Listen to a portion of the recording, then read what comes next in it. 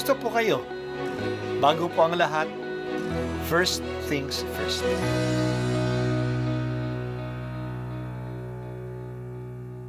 Good morning po. Sinisimulan po natin ngayon ang first things first.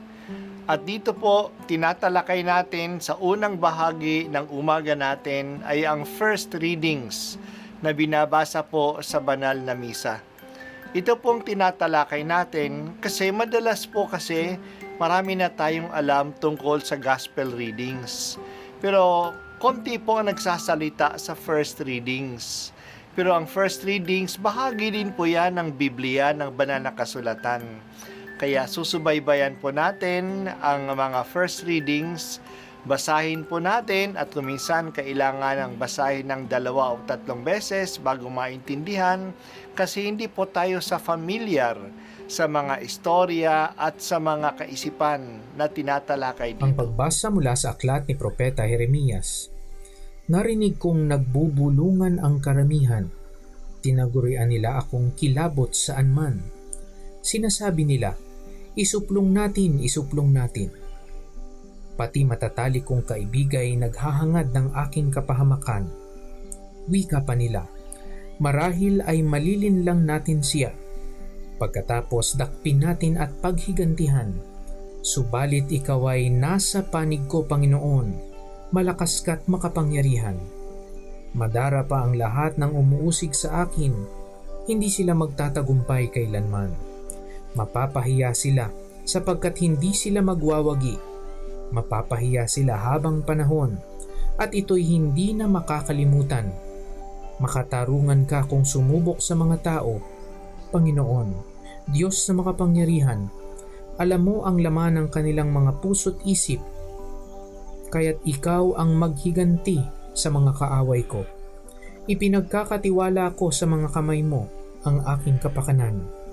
Awitan ninyo ang Panginoon, inyong purihin ang Panginoon, sapagkat inililigtas niya ang mga api mula sa kamay ng mga gumagawa ng masama. Ang salita ng Diyos. Salamat sa Diyos. Tulad ng ibang mga propeta, si Jeremias ay hindi pinapakinggan ng kanyang bayan at kinokontra at inuusig pa. Bakit? Ano ang kasalanan niya? Wala naman siyang ginawa kundi ipaabot ang mensahe ng Diyos sa mga tao. Hindi nga naman kanya ang mensaheng iyon. Yan ay galing sa Diyos. Ngunit dahil sa ayaw maniwala ang mga tao sa sinabi ng Diyos, inuusig nila at pinatatahimik nila ang mensahero. Ganyan din tayo. Nagagalit tayo sa nagsasabi sa atin ng katotohanan.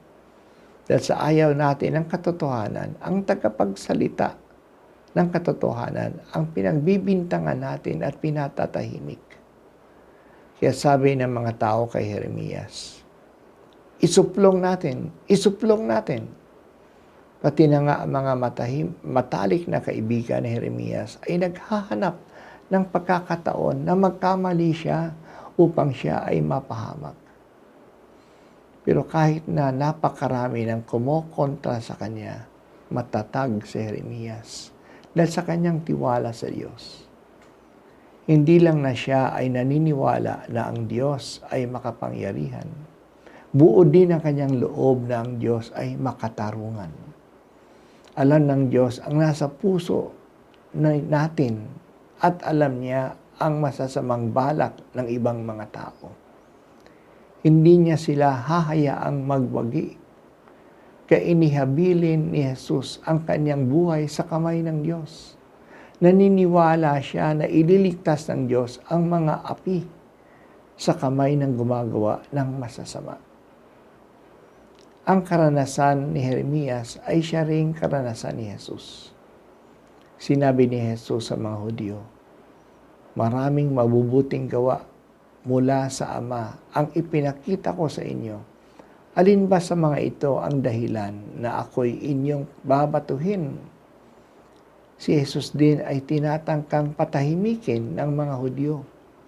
Pati na nga isa sa mga matalik niyang kaibigan, isa sa mga pinili niya, Isa sa mga apostol ay naghanap ng pagkakataon na siya'y ipagkanulo at isumbong sa mga kaaway. Sa lahat ng mga ito, pinapatuloy na natili ni Jesus sa kanyang misyon. Siya'y naging tapat. Nung siya ay nakapako sa krus, ang huling salita niya ay, "Sa iyong kamay, inihahabiling ko ang aking kaluluwa." Hanggang sa wakas, nagtitiwala si Jesus sa Ama. Ang buong buhay niya ay nasa kamay ng Ama hanggang sa kahuli-hulihang hininga niya. O Panginoong Diyos, bigyan mo kami ng katapatan at katwiran at katotohanan hanggang sa wakas. Hindi sana kami matinag ng mga bumabanta at umaabang sa amin na kami magkamali. Ikaw, Panginoon, ang aking matibay na muog at tagapagligtas.